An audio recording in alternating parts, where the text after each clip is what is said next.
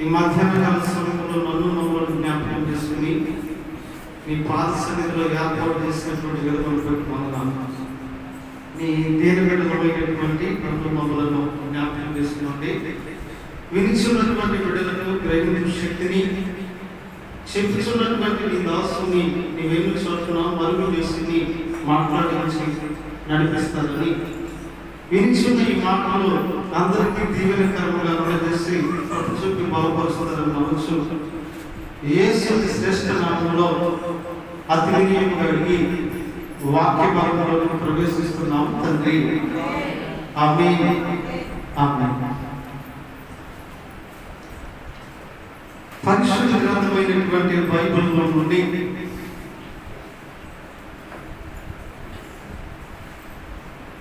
లూకా సువార్త the book of Luke 17వ అధ్యాయము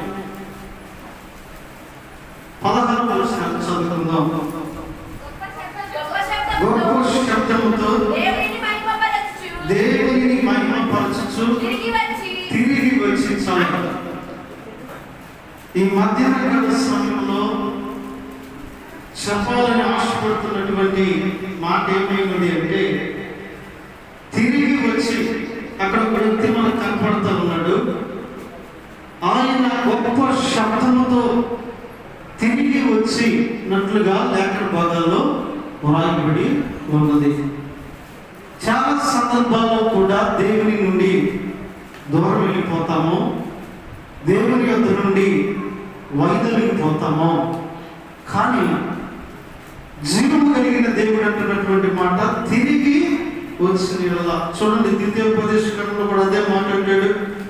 ఆ ద్వితీయోపదేశ కాండం 30వ అధ్యాయము, ద్వితీయోపదేశ కాండము 30వ అధ్యాయము మనం జ్ఞాపకం చేసుకున్నట్లయితే 8వ వచనంలో ఒక మాట ఉంటుంది.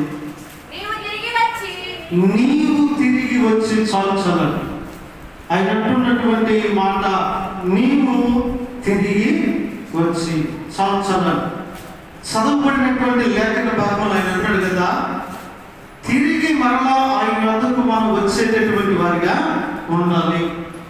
కొన్నిసార్లు వైదొలిగిపోతూ ఉంటారు, అలిగిరిపోయే వాళ్ళు ఉంటారు. పాట సమయం లేదనో, ప్రార్థన సమయం లేదనో, లేకపోతే తోటి సంఘ విశ్వాసులతో విభేదించి మానుకునే వారు ఉంటారు. లేకపోతే సంఘంలో ఉన్నటువంటి కొన్ని పరిస్థితులు నచ్చక దూరం అయిపోయేటటువంటి వారు ఉంటారు. లేకపోతే మనలో లోకాశలు, లోక స్నేహాలు స్నేహించి లోకం కావాలనుకుని లోకంలోకి వెళ్ళిపోయేటటువంటి వారు లేకపోలేదు. But lord has saying you should be turn back. నీవు మరలా తిరిగి వచ్చినట్లయితే కమ్ బ్యాక్ అని ఆయన పిలుస్తూ ఉన్నాడు. తిరిగి వస్తే మనకు కలిగేటటువంటి ఆశీర్వాదాలు ఏమిటి, తిరిగి వచ్చటం వలన మనకు కలిగేటటువంటి మేలు ఏమిటో కొన్ని విషయాలు ఈ మధ్యాహ్న కాల సమయంలో మనం జ్ఞాపకం చేసుకుని ముందుకు కొనసాగుదాం. తిరిగి వచ్చినటువంటి వారు బైబిల్ గ్రంథంలో ఏ రీతిగా వారు ఏ మేలు పొందుకున్నారో తిరిగి రావడం వలన వారి జీవితాల్లో కొన్ని విషయాలు జ్ఞాపకం చేసుకుందాం. మొట్టమొదటిగా తిరిగి వచ్చినటువంటి చిన్న కుమారుడు మనందరికీ తెలుసు కదా. లూకా సువార్తలో ఆయన కనబడతాడు. The book of Luke chapter 15 15వ అధ్యాయము వర్సెస్ 19 అతని గురించి రాయబడినటువంటి మాటలు. ఇక మీదట నీ కుమారులని అనిపించుకున్నటకు యోగ్యులను కాను చాలు. ఇదిగో 18 నేను లేచి నా తండ్రి వద్దకు వెళ్ళి, తండ్రి నేను పరలోకానికి నీకు విరోధంగా పాపము చేస్తానని చిన్న కుమారుడు తిరిగి వచ్చినట్లుగా మనము చూస్తూ ఉన్నాం. మొదట తండ్రిని ఎదురు తిరిగాడు, తండ్రితో విభేదించాడు, తండ్రితో గొడవ పడ్డాడు, కావలసిన ఆస్తిని తీసుకున్నాడు, వెళ్ళిపోయాడు. కానీ ఆ సమయం వచ్చినప్పుడు ఆయన ఏమయ్యాడంటే మరలా తిరిగి వచ్చినట్లుగా చూస్తా ఉన్నాం. మరలా తిరిగి వస్తే ఆయనకు కలిగినటువంటి ఆశీర్వాదం ఏమిటి అంటే, ఆ పోగొట్టుకున్నటువంటి తండ్రి ప్రేమను ఆయన పొందుకున్నాడు. తిరిగి వస్తే కలిగే మొట్టమొదటి ఉపయోగం ఏమిటి అంటే, పోగొట్టుకున్నటువంటి తండ్రి ప్రేమ ఏదైతే ఉందో, which we lost love of father, దేవుని యొక్క ప్రేమ ఏదైతే ఉందో ఆ ప్రేమను మరలా మనం తిరిగి పొందుకుంటాము. అందుకనే బైబిల్లో ఒక చోట అన్నాడు కదా, లోపడలోని ప్రజల వైపు దినవేళ నా చేతులు చాపుచున్నాను అన్నాడు. ఇంకా వస్తారేమో, ఇంకా తప్పు తెలుసుకుంటాడేమో, ఈసారైనా వస్తాడేమో అని ఆయన దినవేళ చేతులు చాపి ఉన్నాడు. ఎందుకంటే తిరిగి తండ్రి ప్రేమను ఆయన పంచడానికి. ఆయన ప్రేమ సంపూర్ణుడు.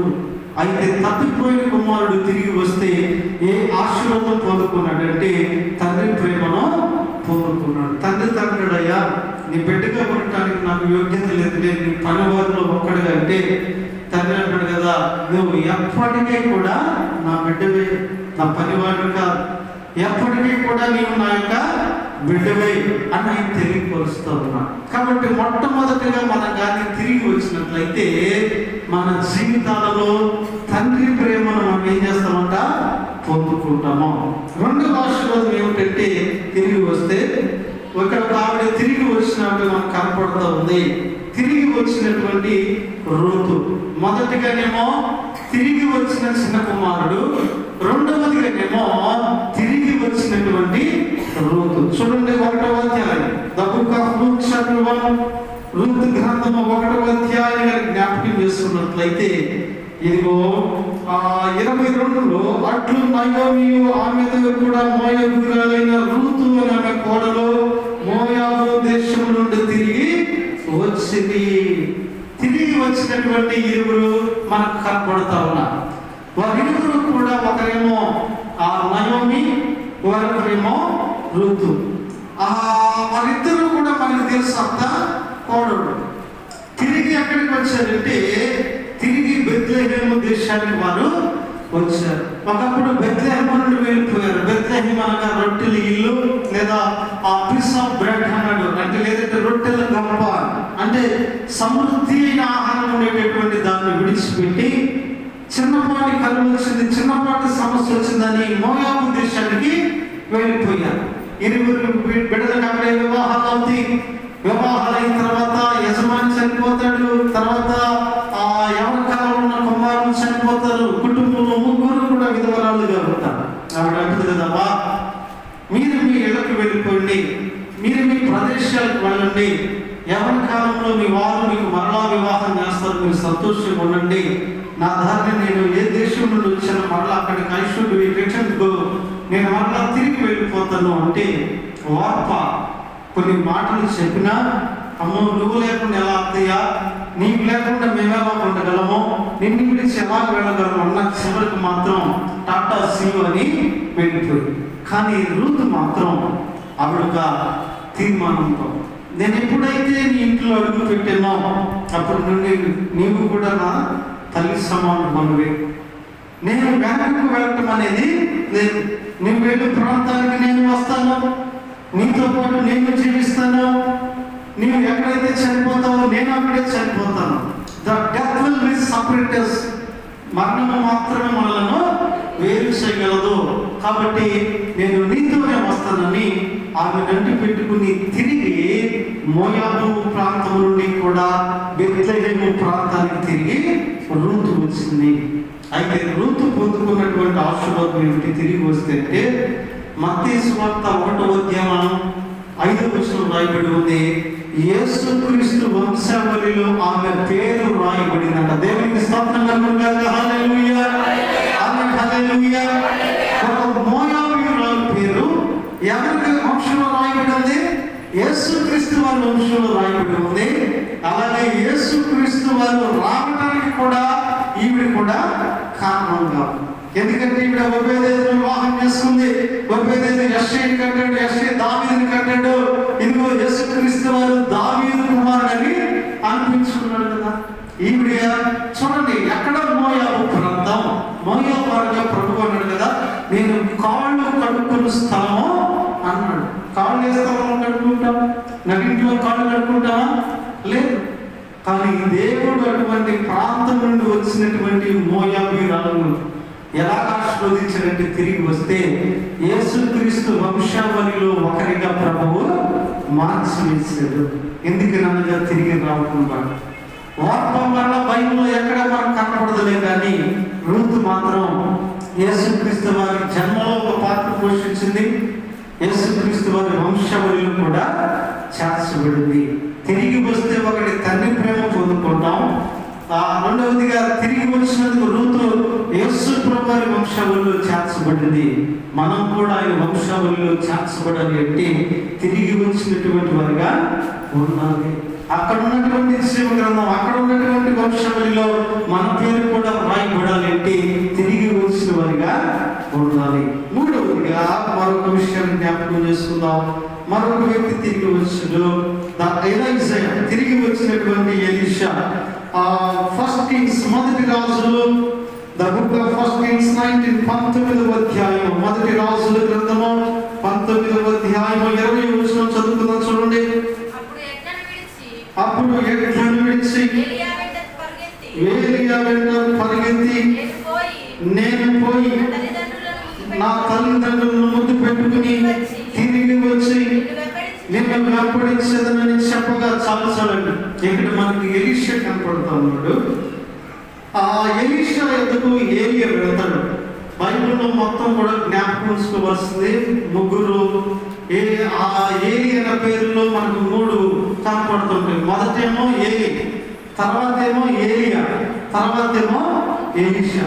ఈ 3 కూడా ఇప్పుడు మనం జ్ఞాపకం ఉంచుకోవాలి. ఏలి ఏమో అప్పట్లో ఉన్న యాజకుడు, ఏలి తర్వాత ఏలియా, ఏలియా తర్వాత ఎలీషా. దీన్ని జ్ఞాపకం ఉంచుకోవాలి. ఏలి తరం అయిపోయింది, హొప్నే ఫిన్హాసు, ఇది ఎంత మనకు తెలుసు. ఆ తర్వాత తరంలో, ఆ తర్వాత కాలంలో ఏలి అనే దేవుడు ఎన్నుకున్నాడు.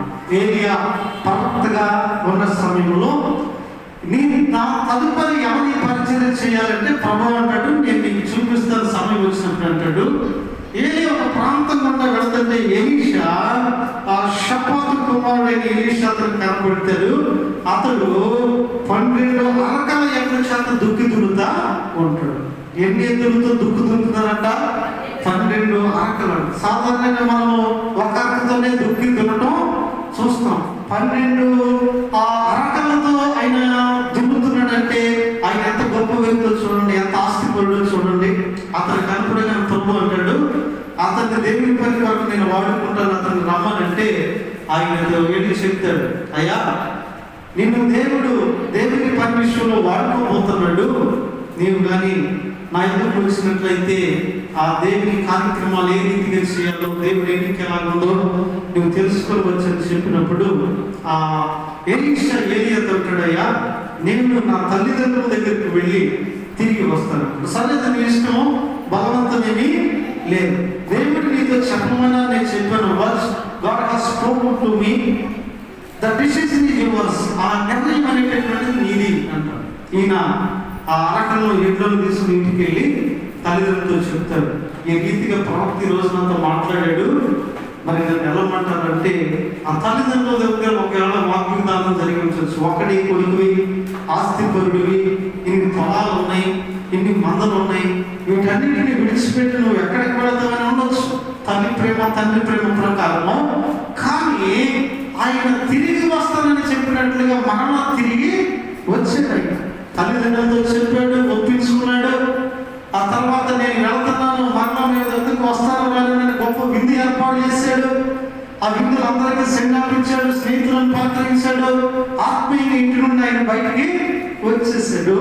అయితే తిరిగి వచ్చిన విధానం వలన ఆయన ఏ రీతిగా ఆశీర్వదించబడ్డాడంటే ఏలియా, మీరు చదువుకున్నట్లయితే 2వ రోజుల గ్రంథం 2వ అధ్యాయం 13లో 7 ఆశీర్వాదాన్ని ఆయన పొందుకున్నాడంట. దేవునికి స్తోత్రం, హల్లెలూయా, హల్లెలూయా. ఆయన తిరిగి రావడం వలన he has blessed 7 multiplies అన్నాడు. 7 ఆయన ఆశీర్వాదాన్ని పొందుకున్నాడు తిరిగి రావడం వలన. చిన్న కుమారుడు తిరిగి వస్తే తండ్రి ప్రేమ పొందుకున్నాడు. రూతు తిరిగి వస్తే యేసుక్రీస్తు వంశావళిలో చేర్చబడింది. ఎలీషా తిరిగి వచ్చి 7 ఆశీర్వాదము, లేదంటే ఆ 7 పాలు ఆయన పొందుకున్నట్లుగా చూస్తూ ఉన్నాం. అలాగే మనకు తిరిగి వచ్చినటువంటి వ్యక్తి సౌలు. అపోస్తలుల కార్యాలు గారి జ్ఞాపకం చేసుకున్నట్లయితే the book of acts chapter 22, అపోస్తలుల కార్యములు 22వ అధ్యాయం గారి జ్ఞాపకం చేసుకున్నట్లయితే ఆ 17వ మనకు కనపడుతూ ఉంటాడు కదా. అతను తిరిగి వచ్చి సంవత్సరాన్ని అక్కడ చూసినట్లయితే, అంతటా నేను యెరూషలేమునకు తిరిగి వచ్చి దేవాలయంలో ప్రార్థన చేస్తుండగా పరవశుడనై ఐ సీన్ ఎ లార్డ్ అన్నాడు. ఇదిగో ఆయన తిరిగి వచ్చినటువంటి అనుభవం మనందరికి కూడా కనపడుతూ ఉంది. మరి నిజంగా సౌలు కూడాను మరి ఇంకా పౌలుగా మార్చబడక ముందే ఆయన తిరిగి వచ్చిన అనుభవాన్ని మనము చూస్తూ ఉన్నాము. అయితే సౌలు తిరిగి వస్తే పొందుకున్న ఆశీర్వాదం ఏమిటి అంటే, ఆయన ప్రభువును కన్నులారా చూశాడు. ఆయన ప్రభువుని కన్నులారా చూసినట్లుగా ఆత్మవశుడై అనగా దేవుని ఆత్మను పొందుకున్నట్లుగా మనము చూస్తూ ఉన్నాం. ఆయన ఎప్పుడైతే తిరిగి వచ్చాడో ఆయన దేవుని ఆత్మను పొందుకున్నాడు. నాలుగోదిగా ఎవరైతే తిరిగి వస్తారో, the fourth thing, they will filled by holy spirit, వాళ్ళు దేవుని ఆత్మ చేత నింపబడతారు. ఎందుకంటే దేవుని వాక్యం అంటది కదా, ఆత్మ లేనివాడు నా వాడు కాదు, ఆత్మ లేనివాడు నా వాడు కాదు, నన్ను ఆత్మ యెహోవా పెట్టినటువంటి దీపము కనుక ప్రతి ఒక్కరూ కూడా ఆత్మ కలిగిన వారిగా ఉన్నారు. బైబిల్లో చూడండి, అంత్య దినముల యందు నా ఆత్మను మీ మీద కుమ్మరించదని ప్రభువు అన్నాడు. కాబట్టి ఆ సౌలు ఏ రీతిగా దానిని పొందుకోగలిగాడు అంటే, ఆయన తిరిగి వచ్చడం వలన దేవుని ఆత్మను పొందుకోగలిగాడు. ఒకరేమో తండ్రి ప్రేమ పొందుకున్నారు, ఒకరేమో వంశావళిలో చేర్చబడ్డారు, మరొకరేమో ఏడింతల ఆశీర్వాదం పొందుకున్నారు, మరొకరేమో ఆత్మను పొందుకున్నారు. మరొక వ్యక్తి కూడా ఉన్నాడు. ఈ వ్యక్తి ఏ మేలు పొందుకున్నాడంటే, లూకాసు సువార్త 17:18 కనపడతారు కదా, తిరిగి వచ్చినటువంటి కుష్టి రోగి మనందరూ కూడా కనపడతా ఉంటాడు. లూకాసు సువార్త 17:18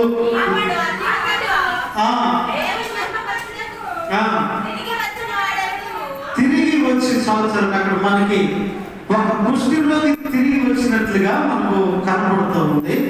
అప్పుడు ప్రభు అన్నాడు కదా, దేవుని మహిమపరచుటకు 10 మందిలో కూడా ఎంతమంది వచ్చారంట, ఒక్కడు మాత్రమే తిరిగి వచ్చాడు. తిరిగి వచ్చిన కుష్ఠరోగి పొందుకున్న ఆశీర్వాదం ఏమిటంటే, సంపూర్ణ స్వస్థతనైనా పొందుకున్నాడు. ప్రభు అంటాడు, మీరు 10 మంది శుద్ధీకరంటే అవునయ్యా అంటాడు. మరి ఆ 9 కూడా ఎక్కడంటారు, బహుశా 9 మందికి మరలా ఇంటికి వెళ్ళేసరికి మరలా వారి బలహీనత వచ్చేమో. బలహీనత నుండి ఎప్పుడైతే విడుదల పొందాడో, ఎప్పుడైతే ఆయనకు స్వస్థత కలిగిందో, వెంటనే పరుగుని ఎక్కడికి వచ్చాడంటే, ఎవరైతే దానికి కారణమయ్యాడో ఆయన ముందుకు వచ్చాడు తిరిగి. ఈ రోజున మనం కూడా మేలు పొందినటువంటి తర్వాత తిరిగి ఎక్కడికి రావాలి అంటే, ఎక్కడైతే మేలు పొందుకున్నామో అక్కడికి వచ్చి మనం సాక్షిగా నిలబడాలి. ఆ రీతిగా సాక్షిగా నిలబడినప్పుడు ఆశీర్వాదం అదే రీతిగా కొనసాగుతా ఉంటాం. ఈ రోజుల్లో ఆశీర్వాదాలు పొందుకుంటే కానీ తిరిగి వచ్చేటటువంటి అనుభవాలు లేవు. కొంతమంది ఎగ్జామ్ గురించి ప్రేయర్ చేయమని వస్తారు, ఆ ఎగ్జామ్ ఏమైనా తర్వాత దాని విషయం ఏది కూడా చెప్పరు. కొంతమంది ఉద్యోగం కొరకు ప్రేయర్ చేయమంటారు, ఆ ఉద్యోగం వచ్చిందా రాలేదా జాయిన్ అయ్యారా దాని విషయాన్ని పంచుకోరు. కొంతమంది వివాహ సంబంధం విషయమై వెళ్తున్నా ప్రేయర్ చేయమంటారు, అసలు వెళ్ళారా అది సెట్ అయిందా క్యాన్సిల్ అయిందా దాని విషయం మళ్ళా చెప్పరు. లేదు, మనము తిరిగి వచ్చే అనుభవాన్ని కలిగి ఉండాలి. ఇదిగో ఆయన శుద్ధుడైపోయాడు, శుద్ధుడైపోయిన తర్వాత మరలా తిరిగి ఎవరి ద్వారా అయితే శుద్ధుడయ్యాడో అయ్యాడు వచ్చాడు. అయ్యా నీ మాట శుభ్రం మాకు కలిగింది, నీ మాట నెరవేరింది, నేను బాగుపడ్డాను, అయ్యా క్యూర్డ్ ఇదిగో అని తనను అప్పీల్ చేసుకుంటా ఉన్నాడు. ఇదిగో అతను పొందుకున్న ఆశీర్వాదం ఏమిటంటే, స్వస్థత అనే ఆశీర్వాదాన్ని ఆయన పొందుకున్నాడు. ఎందుకంటే 9 మంది మరలా వచ్చేమో, ఆ 9 మంది మరలా మనకు బైబిల్ ఎక్కడ కూడా కనపడలేదు. ప్రభు అన్నాడు, ఇదిగో నేను చేసిన కార్యం, ప్రభు చేసిన మేలు గురించి సాక్షి ఇచ్చుటకు ఒక్కడే వచ్చేదే, మిగిలిన 9 ఎక్కడైతే ప్రభు అడుగుతున్నాడు. కాబట్టి తిరిగి వచ్చిన కుష్ఠరోగి తన జీవితంలో శరీర స్వస్థతనే కాదులే కానీ ఆత్మ స్వస్థతను కూడా, అంతరంగ స్వస్థతను కూడా ఆయన పొందుకున్నాడు. ఈ రోజుల్లో శరీర స్వస్థతే కాదండి, అంతరంగ స్వస్థత కూడా మనకు అవసరం. పైకి మంచిగా కనపడితేనేమి అంతరంగం ఏ రీతిగా ఉన్నది, అంతరంగం ఎలాగా ఉంటా ఉన్నది. దేవుని వాక్యం అంటుంది, హృదయంలో ఘోరమైనటువంటి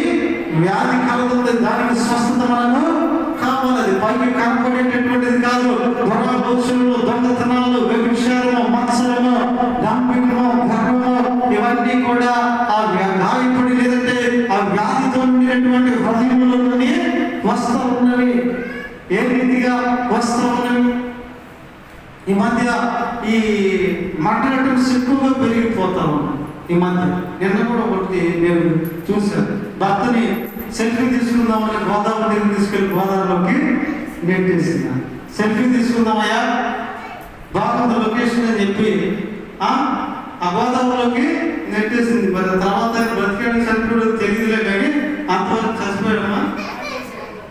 ఈత వచ్చాయండి, దేవుడి స్తోత్రం, హల్లెలూయా. ఇవన్నీ ఎందుకంటే హృదయం భారమైనటువంటి వ్యాధితో నిండిపోయినటువంటిది కాబట్టి ఇదిగో ఆలోచనలు ఇవన్నీ కూడా వస్తానే ఉన్నది.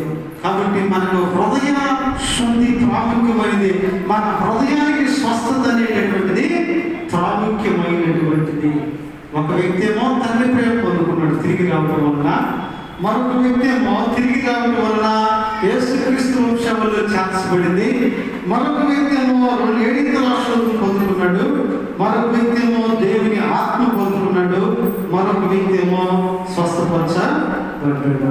చివరిగా తిరిగి వచ్చినటువంటి వ్యక్తి కాకుండా తిరిగి వచ్చిన పౌలు. ఆదికాండం 8వ అధ్యాయం 9వ వచనాన్ని కానీ జ్ఞాపకం చేసుకున్నట్లయితే 9:11 కూడా అంటాడు, చాలండి, అక్కడ ఒక పావురాన్ని విడిచిపెడితే అది తిరిగి వచ్చినట్టు మనకు కనపడతా ఉన్నది. ముందుగా కాకిని విడిచిపెట్టాడు, అది తిరుగుతా అది ఆహారం కొరకు వెతికి వాడటానికి ఎక్కడ స్థలం లేకపోతే చక్కగా చనిపోయినటువంటి శవాలు ఉంటే వాటి మీద ఉండేది, వాటిని ఏరుకు తింటానే ఉన్నది, తిరిగి రాలేదు.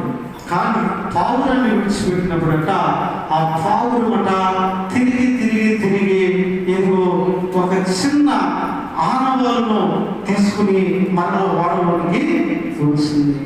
కాకేమో తిరిగి రాలేదు, పావురమేమో తిరిగి మరలా వచ్చింది. తిరిగి వచ్చిన పావురం ఇది పొందినటువంటి ఆశీర్వాదం ఏమిటంటే పరిశుద్ధాత్మకు వాహనంగా మార్చబడింది. ఇది తిరిగి రావడం వలన పరిశుద్ధాత్మకు ఎలా మార్చబడిందంట? It has a representative vehicle of the holy spirit. పరిశుద్ధాత్మకు వాహనముగా మార్చబడింది. మార్కు సువార్త 1:10 యేసు ప్రభువు బాప్తిసం తీసుకుని ఒడ్డుకు వచ్చిన వెంటనే పరిశుద్ధాత్మ పావురము వలె ఆయన మీదకు దిగి వచ్చిన అని రాయబడి ఉంది. అనగా ఇది తిరిగి రావడం వలన పొందుకున్న ఆశీర్వాదం ఏమిటంటే పరిశుద్ధాత్మకు వాహనంగా ప్రభువు వాడుకున్నాడు. కాబట్టి ఎప్పటికైనా సరే తిరిగి వచ్చేటటువంటి అనుభవాలను మనం కలిగి ఉన్నాం. రకరకాల కారణాల రీత్యా వెనుక తిరిగావా, అలసిపోయావా, వెనుక తిరిగేటటువంటి వ్యక్తిగా ఉంటున్నావా? అయితే అయినప్పుడు కదా తిరిగి వచ్చినట్లయితే ఇదిగో తిన్న కుమారుడు తిరిగి వచ్చాడు, తండ్రి ప్రేమను పొందుకున్నాడు. ఇదిగో రూతు తిరిగి వచ్చింది, యేసుక్రీస్తు వంశంలో చేర్చబడింది. ఎలీషా తిరిగి వచ్చాడు, 7 ఆశీర్వాదం పొందుకున్నాడు. సౌలు తిరిగి వచ్చాడు, దేవుని ఆత్మను పొందుకున్నాడు. కృష్ణుడు తిరిగి వచ్చాడు, స్వస్థపరచబడ్డాడు. పావులు తిరిగి వచ్చింది, పరిశుద్ధాత్మకు వాహనంగా ఉపయోగపడింది, వాడబడింది. కాబట్టి ఈ రోజున మనకు కూడా తిరిగి మనలాగిన వైపు మళ్ళుకునే వారిగా మన హృదయాలను శుద్ధి చేసుకుని, మన యొక్క అంతరంగాలను శుద్ధి చేసుకుని తిరిగి ఆయన వైపు మళ్ళుకునేటటువంటి వాక్యము కలిగినటువంటి వారిగా ఉండాలి. ఒకవేళ తిరిగి మరలా ఆయన వైపు మళ్ళినట్లయితే, తిరిగి మరలా ఆయన వైపు వచ్చినట్లయితే మనం కూడా పోగొట్టుకున్న తండ్రి ప్రేమ పొందుకుంటాం. మనం కూడా ఇది ఆయన వంశంలో చేర్చబడతాము. మనం కూడా 7 ఆశీర్వాదాలను అనుభవిస్తాం. మనం కూడా దేవుని ఆత్మ పొందుకుంటాం. మనం కూడా శరీర స్వస్థత, అంతరంగ స్వస్థతను పొందుకుంటాం.